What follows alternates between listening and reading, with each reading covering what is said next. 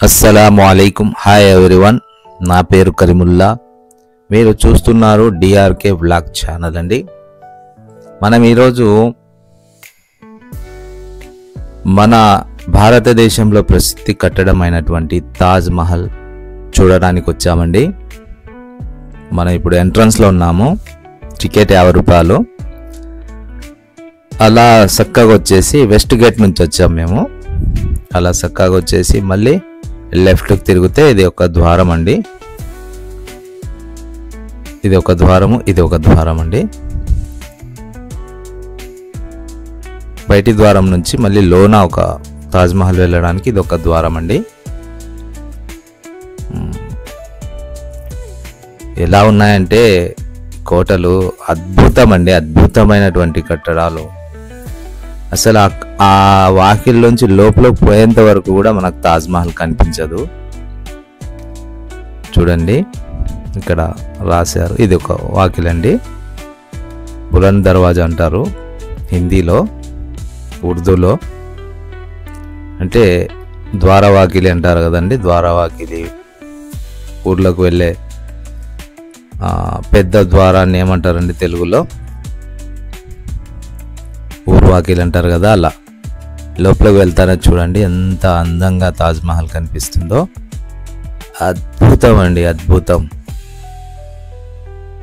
అద్భుతమైన కట్టడాలు, ఈ పాలరాతి కట్టడాలు సూపర్ అండి. నార్త్ సైడ్ వచ్చినప్పుడు మనకు అస్సలు మిస్ అవ్వద్దండి తాజ్మహల్ని. ఇక్కడ ఫోటో స్పాట్ అండి. ఇక్కడ ఫోటోలు దిగుతుంటారు. ఇక్కడ ప్లస్ నీళ్ళు, ఆ కొలను ఉంది కదా, దాటుకొని వెళ్ళిన తర్వాత కూడా దానిపైన ఎక్కి ఫోటో స్పాట్ ఉందండి.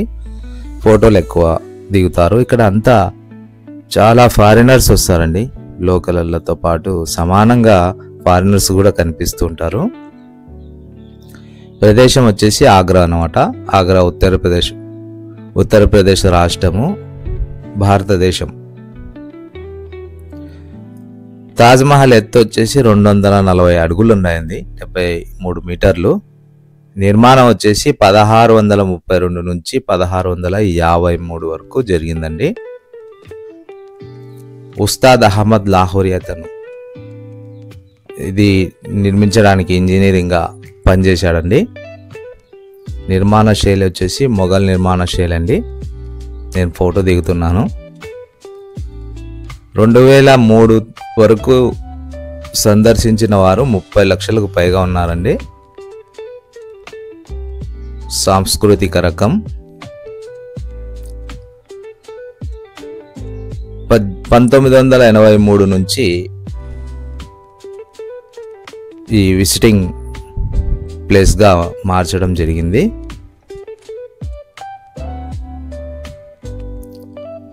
తాజ్మహల్ మొఘల్ భవన నిర్మాణ శాస్త్రానికి ఒక గొప్ప ఉదాహరణ అండి. ఇది పర్షియా, భారతదేశం, ఇస్లాం భవన నిర్మాణ అంశాల శైలితో నిర్మించబడింది అన్నమాట. 1983 సంవత్సరంలో తాజ్మహల్ను యునెస్కో ప్రపంచ పూర్వ సంస్కృతి ప్రదేశంగా మార్చినారన్నమాట. యునెస్కోలో పోయి కలపడం వలన ఫారినర్స్ కూడా రావడానికి అవకాశం ఉంది. మన భారతదేశానికి పర్యటన వలన లాభం చేకూరుస్తుందని కలుపుతారనమాట.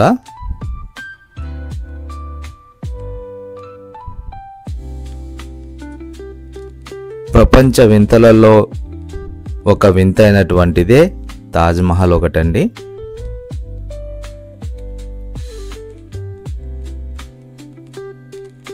ప్రపంచ పూర్వం సాంస్కృతి ప్రదేశంగా మార్చినది భారతదేశంలో ఉన్న ముస్లిం కళ యొక్క ఆభరణం ఉదాహరించింది.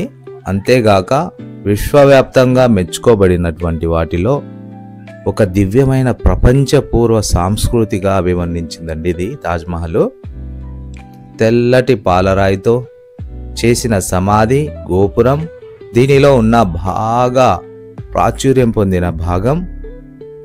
నిజానికి తాజ్ మహల్ ఒక మిశ్రమ సమయవ నిర్మాణం. నాకు కొన్ని మాటలు నోట్ తిరగదండి, అడ్జస్ట్ చేసుకోండి. ఈ కట్టడం యొక్క నిర్మాణం 1632 సంవత్సరంలో మొదలై 1653లో పూర్తయిందనమాట. వేల మంది శిల్పులు, చేతి పని చేసేవారు, నిపుణులు నిర్మాణం కోసం పనిచేశారండి. తాజ్మహల్ నిర్మాణం అబ్దుల్ కరీం మునార్ ఖాన్, మక్రమత్ ఖాన్, ఉస్తాద్ అహ్మద్ లాహోరీ మొదలైన నిర్మాణ శిల్పుల మండలి యొక్క సార్వభౌమ్య పర్యవేక్షణలు జరిగిందనమాట. ప్రధానంగా వచ్చేసి లాహోరీ ప్రధాన రూపశిల్పిగా ఎంచుకోబడ్డారనమాట. చూడండి ఇలా ఫోటో స్పాటు, ఫోటోలు దిగడానికి ఈడ ఇంగ్లీష్ వాళ్ళు కూడా నిలబడినారు. చూడండి ఈడ ఫోటో దిగాలంటే కొద్దిసేపు వెయిట్ చేయాల్సింది, చాలామంది ఉంటారు. మాకు అవకాశం వచ్చింది, మేము ఫోటో దిగుతున్నామండి. నేను రఫీ, ఫస్ట్ వచ్చేసి హుస్సేన్ పీరా, తర్వాత వచ్చేసి మా గురువుగారు అయినటువంటి సయ్యద్ ఇలియాస్ భాయ్, తర్వాత మదారులి మహమ్మద్ రఫీతో దిగినటువంటి ఫోటో. ఇప్పుడు సింగల్ నేను దిగాను, మరి మహమ్మద్ రఫీ గారు దిగుతున్నారు. ఇంకా ఇక్కడి నుంచి మనం ముందుకు వెళ్దామండి.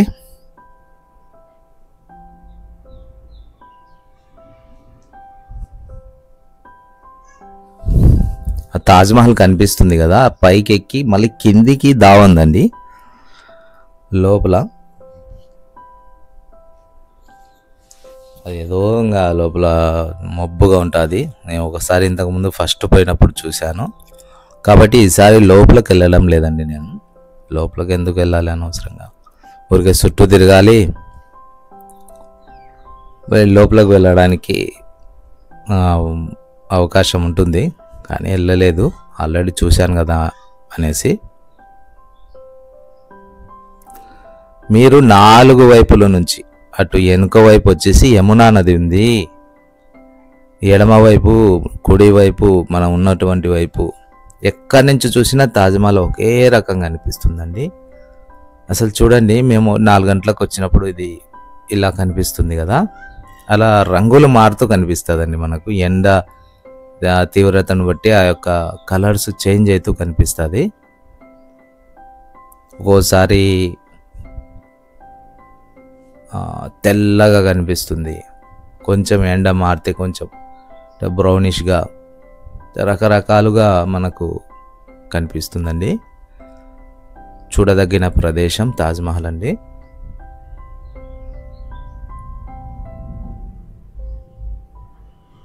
మొఘల్ చక్రవర్తులు ఒకరిని మించి ఒకరు కట్టడాలు కట్టారండి. మనం ఫస్ట్ వీడియోలో ఫతేపూర్ సిక్రీ చూసాం కదా, ఫతేపూర్ సిక్రీ వీళ్ళ తాతగారండి, గౌరవనీయులైన అక్బర్ గారు, అక్బర్ చక్రవర్తి కట్టినటువంటి కట్టడాల్లో ఫతేపూర్ సిక్రీ అండి. ఆయన కొడుకు జహాంగీర్ రెహమతుల్లా అలై గారు, జహాంగీర్ రెహమతుల్లా అలై గారి కొడుకే షాజహాన్ రెహమతుల్లా అలై గారండి. షాజహాన్ గారి కొడుకు ఔరంగజేబ్ ఆలంగీర్ రెహమతుల్లా అలై గారు. ఈయన ఎంత నీతిపరుడంటే చెప్పనీకి మాటలు చాలా అండి. ఔరంగజేబ్ ఆలంగీర్ రెహమతుల్లా అలై గారు ఈ యొక్క తాజ్మహల్ కట్టించారు కదా, ప్రభుత్వ సొమ్ము ఎంత వృధా చేశావు నాన్నాను అనేసి జైల్లో పెట్టినటువంటి సంఘటన ఈ యొక్క నీతి నిజాయితీకి నిదర్శనం అండి. చూడండి, తండ్రిని జైల్లో పెట్టాడంటే ఇంకా మామూలు విషయమా? ఎంత నీతిమంతులో, ఎంత గొప్ప పండితుడో హజరత్ ఔరంగజేబ్ ఆలంగీర్ రెహమతుల్లా అలై గారు.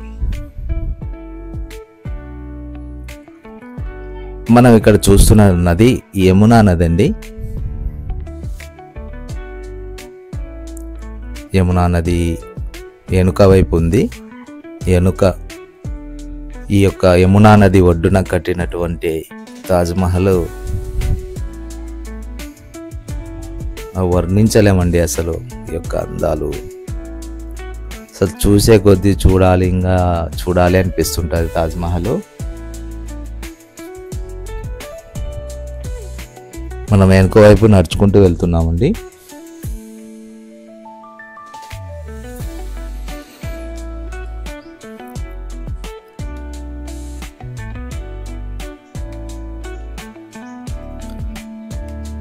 మా వాళ్ళు చూడండి ఇక్కడ నుంచి తొంగి చూస్తారు, లోపల ఏమైనా కనిపిస్తుందేమో అని. కేవలం చిన్న సమాధి ఉంటుంది లోపల అంతే. ఇక పైన ఇంత అందమైన కట్టడాన్ని ఇన్ని సంవత్సరాలు పట్టింది, దాదాపు 20 సంవత్సరాల పైనే పట్టింది. ఇన్ని కట్టడాలు, ఇంత డబ్బు ఎలా చేసింది ప్రభుత్వం అన్నారు, ఆ చక్రవర్తులు ఎలా చేశారని నేను మా గురువు గారు అయినటువంటి ఒక ఆయనని అడిగితే, ఈరోజు మనము పనికి ఆహార పథకం ఏ విధంగా అయితే ప్రభుత్వం కల్పిస్తుందో కూలీలకు పని లేనప్పుడు, అప్పటి కాలంలో పనికి ఆహార పథకం లాంటిదే ఇది కూడా. కట్టడాలు కూడా చరిత్రలో నిలిచిపోయే విధంగా ఈ కట్టడాలు, అదేవిధంగా కూలీలకు కూలీ కల్పించడం కోసం ఇలా చేశారని చెప్పారు. నాకైతే వాస్తవం తెలియదు, ఒక గురువుగారు చెప్పినదే. ఫ్రెండ్స్, మనము ఇంకా ఇక్కడ నుంచి ఈ వీడియోను బంద్ చేస్తున్నాను. ఇంకా నెక్స్ట్ వీడియోలో మళ్ళీ కలుద్దాం. మన ఛానల్ని సబ్స్క్రైబ్ చేయండి ఫ్రెండ్స్. సబ్స్క్రైబ్ చేసిన తర్వాత మన ఫ్యామిలీ ఫ్రెండ్స్కి మొత్తం షేర్ చేయండి. నా మాటలు అర్థమవుతున్నాయా, అర్థం కావడం లేదా, ఇంకా ఏదన్నా నా యొక్క వీడియోగ్రఫీ కానీ, ఆడియో కానీ, మాట తీరు కానీ ఏదన్నా మార్చుకోవాలా, ఏదన్నా చేయాలి అనుకుంటే కాస్త ఏదన్నా కామెంట్ చేస్తేనే నాకు అర్థమవుతుంది. దయచేసి కామెంట్ చేయండి, ఎలా ఉందో చెప్పండి. బాగుంటే బాగుందని చెప్పండి, బాగాలేకుంటే బాగాలేదు, ఇది మార్చుకోవాలని చెప్పండి. నేను మీ సలహా మేరకు ఏదన్నా తప్పులుంటే దాన్ని సర్ది చేసుకుంటాను. ఇక ఇంతే ఫ్రెండ్స్, ఈ వీడియో. మన ఛానల్ సబ్స్క్రైబ్ చేసి షేర్ చేయండి. నెక్స్ట్ వీడియోలో మళ్ళీ కలుద్దాం. బాయ్.